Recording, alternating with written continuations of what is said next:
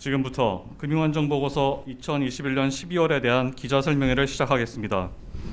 오늘 설명해 주실 분은 이상형 부총재 보아 이정욱 금융안전국장이며 관련 팀장들도 배석하였습니다. 안녕하십니까. 한국은행 이상형 부총재 보입니다. 한국은행은 한국은행법 제96조 제1항에 따라 연 2회 금융안정보고서를 작성하고 있습니다.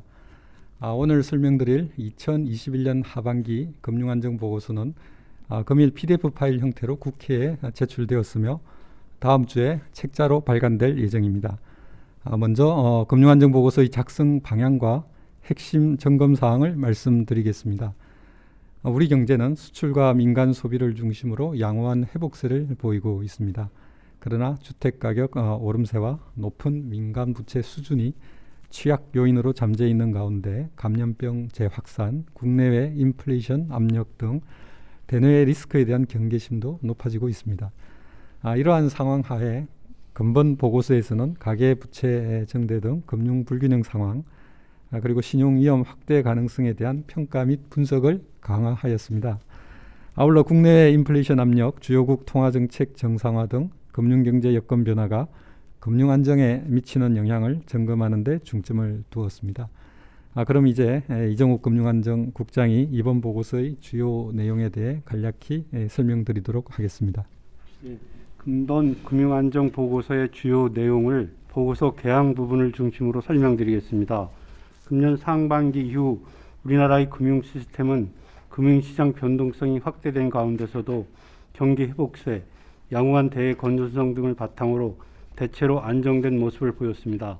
그러나 가계부채 증가세가 지속되고 그간 주택가격의 높은 오름세 등으로 중장기적 관점에서의 금융시스템 내 잠재적 취약성은 높은 상황으로 평가됩니다.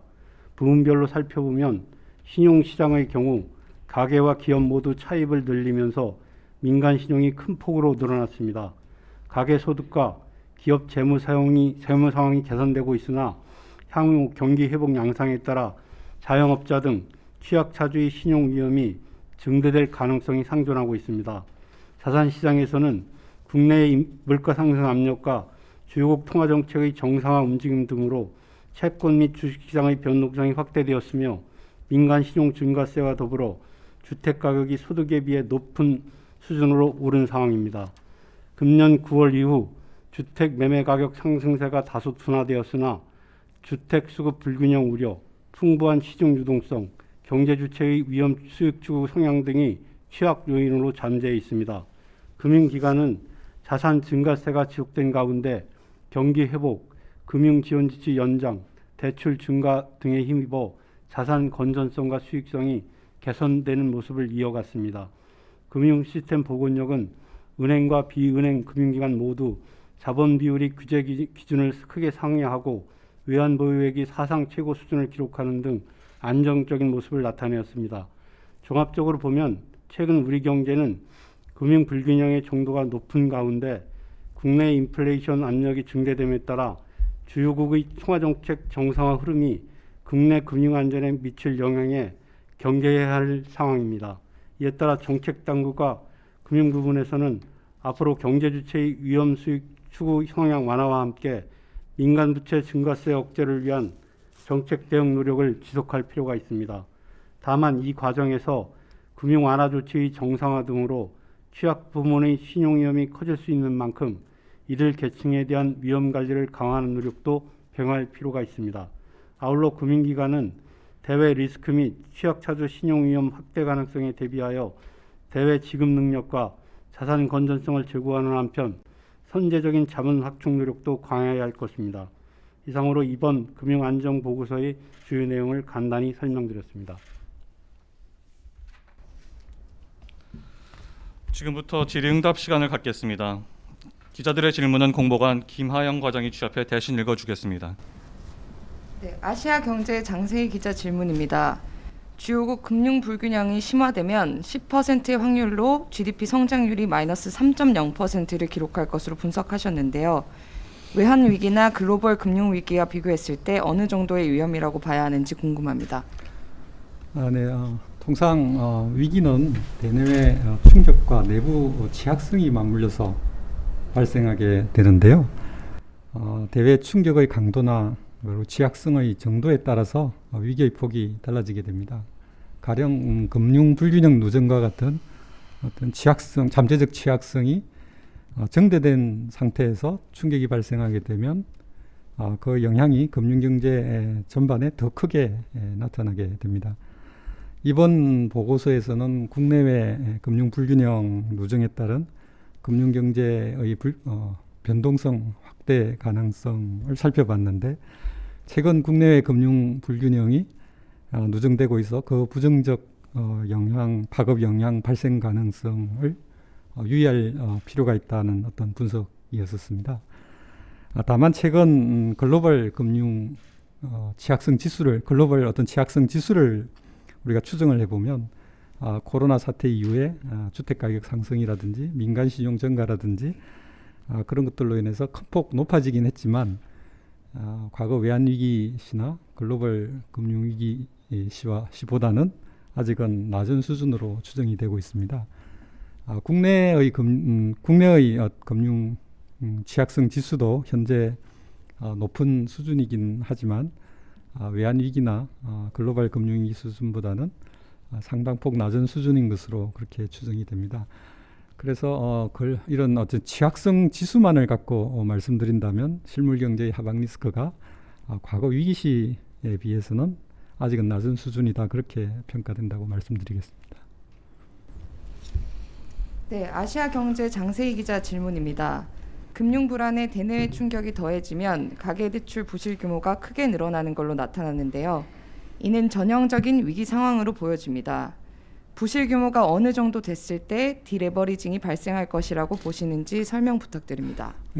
금융 불균형이 누정된 상태에서 대내외 충격이 발생하는 경우 가계대출 부실과 그리고 금융기관의 신용 손실이 상당폭 늘어나는 것으로 이번 보고서에서 추정하였습니다. 다만 또 이번 보고서에서 언급하였듯이 부실이 증가하더라도 금융기관의 양호한 자본 비율 등을 감안할 때 현재로서는 감내 가능한 수준이다. 그리고 그에 따라서 아직은 위기 상황으로 이어지지는 않을 것으로 판단된다고 그렇게 분석했습니다. 그리고 가계외 부실이 증가할 경우에 일부 디레버리징이 발생할 수 있겠지만 그렇지만 현재 가계대출 연체율이 낮은 수준에서 안정적으로 유지가 되고 있고, 그리고 가계의 주택담보대출의 경우에 LTV 비율이 상당히 낮게 유지되고 있고, 금융기관의 손실 흡수 능력도 양호한 이런 점들을 종합적으로 고려해 보면 아직은 큰 폭의 디레버리징이 발생할 가능성은 좀 낮지 않느냐, 그렇게 판단하고 있습니다. 이상입니다. 디지털 타임스 김현동 기자 질의입니다. 총 3가지로 하나씩 질문드리도록 하겠습니다. 설명자료 14페이지 우리나라 가계부채가 금융경제에 미치는 영향과 관련하여 가계의 DSR 임계치가 8%포인트 상승하는 데 따른 소비 제약 가능성에 대해 보다 구체적인 설명을 부탁드립니다. 예, 말씀하신 것처럼 이제 DSR 규제의 8%포인트의 의미는 저희가 어떤 그 비율 자체가, 그러니까 DSR이 현재보다 8%포인트 올라갈 경우에, 예를 들면 청년층이나 저소득층 같은 경우에는 그 소비를 제약하는 임계치 초과 비중이, 가구의 비중이 한 27%나 20%대로 올라가기 때문에 그 8%포인트의 어떤 DSR 수준의 그 수준 자체가 이들 계층에게는 소비를 제약하는 수준까지 올라갈 수 있다는 의미입니다. 네, 두 번째 질문입니다. 설명자료 19에서 20페이지 주요국 통화정책 정상화의 영향 분석에 따르면 주요국 통화정책 정상화가 예상보다 빨라질 경우 과거 2014년처럼 긴축 발작 가능성이 있다고 시사했는데, 예상보다 빨라진다는 것의 의미가 무엇인지 궁금합니다. 예, 이 테이퍼 텐드럼, 미국의 테이퍼 텐드럼을 보면은 2013년에 그러니까 당시 버냉킨 연준의장의 예기치 않은 발언으로 인해서 통화정책 긴축 기조를 강화하는 쪽에 어떤 발언이 나와서 발생한 것처럼, 지금은 현재는 이제 미 연준이 시장과의 그 통화 정책 어떤 정상화 흐름에 대한 커뮤니케이션을 빈번히 하고 또 예측 가능하게 하기 때문에 2013년 같은 테이퍼 텐드럼의 우려는 없지만 지금 그 국내외에 그 제기되는 그 인플레이션 압력 같은 경우에는 그것이 얼마나 지속될지 또 얼마나 빠를지 그런 논의에 대한 불확실성이 큰 상황이어서 그런 점을 감안할 때 그 인플레이션 전개 방향에 따라서는 그 우리가 예기치 않은 어떤 그 정상화 속도가 빨라질 수 있을 가능성에도 대비해야 된다는 의미입니다. 네. 설명자료 22에서 25페이지 상호 연계성 증대 배경 및 영향 등과 관련하여 질문드립니다. 여전사와 증권사의 시장성 차입 비중 확대나 MMF 환매 리스크 등은 2018년 글로벌 금융위기 이후 부각되었고 최근 몇몇 국가에서 MMF에 대한 대응 방안 마련 필요성을 언급한 것으로 알고 있습니다. 국내 거시 건전성 관리 정책 차원에서 비은행권을 포함하는 종합적인 관리체계 구축이 어떤 대책을 말하는 것인지 설명 부탁드립니다. 잘 아시는 것처럼 글로벌 금융위기 이후에 두 가지 금융안정 측면에서는 두 가지 그 리스크 요인을 적시를 하였는데 하나는 이제 금융의 경기 순응성하고 또 금융기관 간 상호 연계성이 주목이 된 바 있습니다. 금융기관의 상호 연계성이 커질수록 한 기관의 부실 위험이 다른 기관으로 팽창되는 정도라든지 그 부정적 충격의 크기가 크기 때문에 글로벌 금융위기 이후 우리나라의 경우에도 은행권의 장기 조달 규모가 그 당시에 이제 예대율 규제나 유동성 비율 규제를 강화하면서 은행권 같은 경우에는 단기 자금 조달 규모가 축소가 되었는데 반면에 이제 비은행권 같은 경우에는 그 은행권에 보다 상대적으로 느슨한 유동성 규제가 벌어짐으로 해서 주로 이제 그 시장성 상품을 중심으로 해서 금융기관 간 상호 거래가 늘어났던 부분이 있습니다. 그래서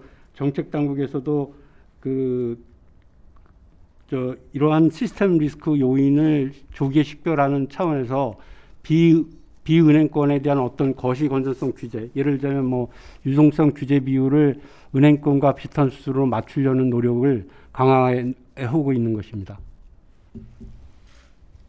네, 이데일리 최정희 기자 질의입니다. 글로벌 금융위기보다 약한 충격이 왔을 때를 전제로 했음에도 경제 성장률이 마이너스 3.0%를 기록할 것으로 분석하셨는데 실제 금융위기 당시엔 정부 정책이 있었다고 해도 플러스 성장을 했습니다. 이런 추정이 나온 이유는 무엇인지 궁금합니다.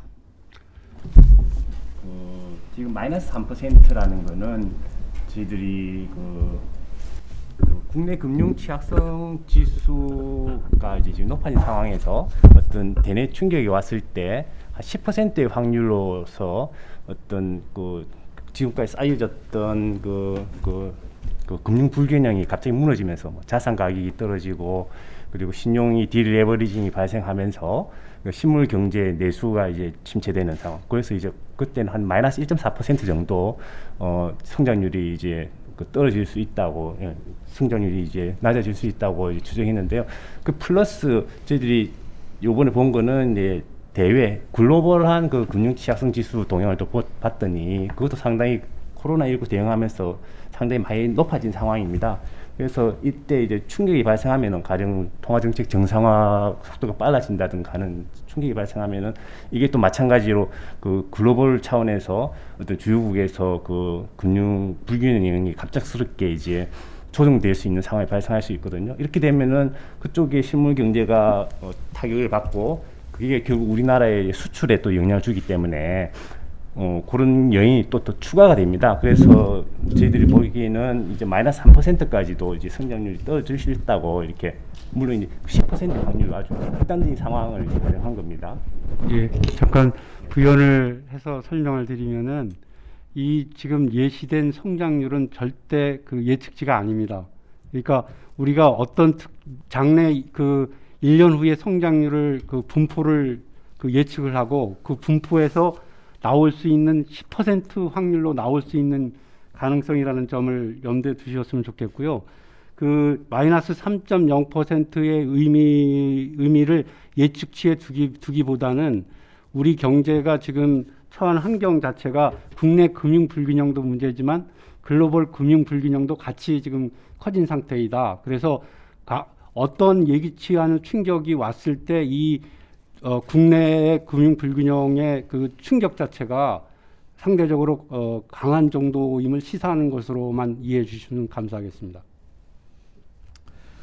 네, 추가 질의가 없으므로 이상으로 기자 설명회를 마치겠습니다. 감사합니다.